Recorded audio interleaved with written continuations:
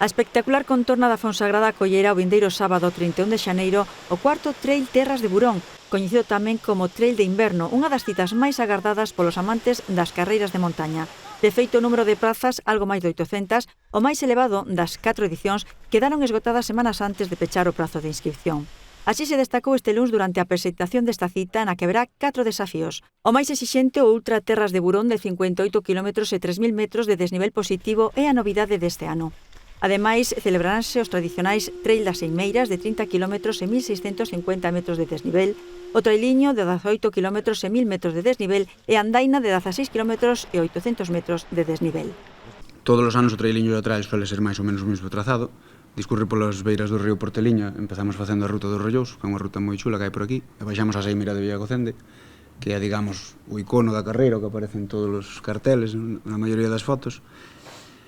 E desde aí seguimos polo río Lamas, que é un afluente do Suarna, que tamén chegaremos a él, e chegamos hasta a playa fluvial Peno do Inferno. No caso do Ultra, continúa río abaixo, polo Sendeiro da República, que é un sendeiro moi chulo que hai tamén aquí, unha ruta que temos aquí, que nos leva hasta onde xa se xunta co río Navia, que xa se forma en Valse, lévanos a Capilla da Fornaza, ao Mirador de Arexo, que ten unhas vistas impresionantes.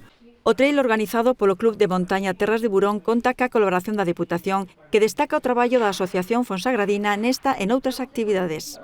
É un placer sempre colaborar con xente que queren o mellor para o seu concello. E non olvidemos que o clube é un clube que nace nun concello pequeno, como é o concello da Fonsagrada, onde, pois, a priori hai máis dificultades que nos concellos grandes para poder desenvolver as súas actividades deportivas. Este trail é unha fonte de recursos económicos, turísticos, ademais do evento puramente deportivo.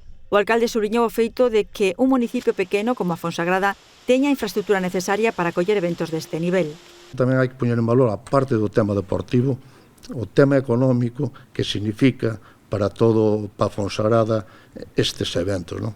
Tanto a foliada, como as bicis, como agora este trail, non? Ter 800 persoas en Fonsagrada un sábado non é fácil. Ademais das institucións e das empresas colaboradoras, destacouse o papel fundamental dos voluntarios, uns 130, para que a proba se desenvolva con éxito.